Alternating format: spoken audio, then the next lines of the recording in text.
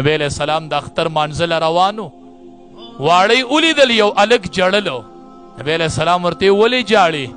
وی د الله حبیبه د نن د وړو پلاران دی او زما پلار په پلانکۍ غزوه کې شهید شوی، نن ما ته پلار یادېږي. یقین وکړئ چې دې ته پلار یادېږي د اختر په ورځ، دې کونډې ته خپل خاون یادېږي د اختر په شپه، دې بچو ته خپل پلار یادېږي د اختر په سار. نبی علیہ السلام هغه ماشوم غیږ کې راواغستو، کور ته یې ووست. دلته صحابه په تمه دي، وایي موږ له به د اختر مونځ امام الانبیا پړاوي.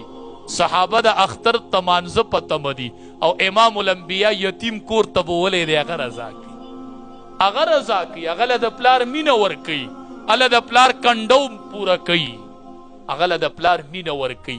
بچی رضا کو، خوشحاله شو، دا دی مور زه دی پلار دا دی رونه، هغه بچی راووتو، بارې خندل. ماشومان ورته ولې خاندې؟ وی د اوسه پورې مې پلار نه و، اوس راله رب العالمین د رسول الله مبارک پشان پلار راکو. داسې شته پلار؟ داسې پلار به زه ووینمه، داسې پلار زه کم ځای وګورمه، کم ځای دا نظر ور واچوم. د اختر ورځ و نبی علیه السلام مانځله ته، بیبي عایشه رضی الله تعالی عنها ورته وایي د الله حبیبه سره وړه چې پاخه کور د اختر ورځ ده. بیبي عایشې رضی الله تعالی عنها ړمې غواړي خو سراسره نشته چې راوړه، ړمې غواړي خو څه شته نه. چې مانځه نه راغې نو کور دنیا سامان پوخ شوی و. بیبي عایشې ته وایي رضی الله تعالی عنها ته وایي دا کوم ځای و؟ کور خو څه نه و؟ وی چې ته ووتلې نو د الله حبیبه ستا یو صحابي راغی. وی څوک راغی؟ وی عثمان ذوالنورین رضی الله تعالی عنه، مالدار صحابي ده.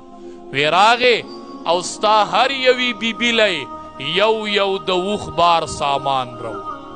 نو وی زما پکې یو د اوښ بار ورسېد.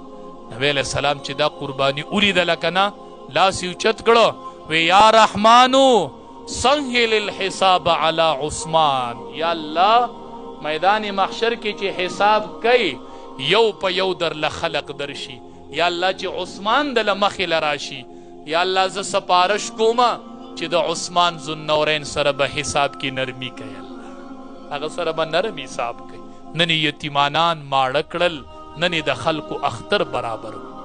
زه چېرته لاړ شم؟ جنت البقیع مقبرې ته لاړ شمه، د عثمان ذوالنورین رضی الله تعالی عنه قبر ته ودرېږمه، په ډرق ډرق هلته وجاړمه، چغې ووهمه، څوک په آواز راکړي، چغې به مې پیدا وکړي، څه ووامه چې عثمانه رضی الله تعالی عنه ستا تاریخ چا نه دی لوستی، نو ستا په نقش قدم څوک نه دي روان.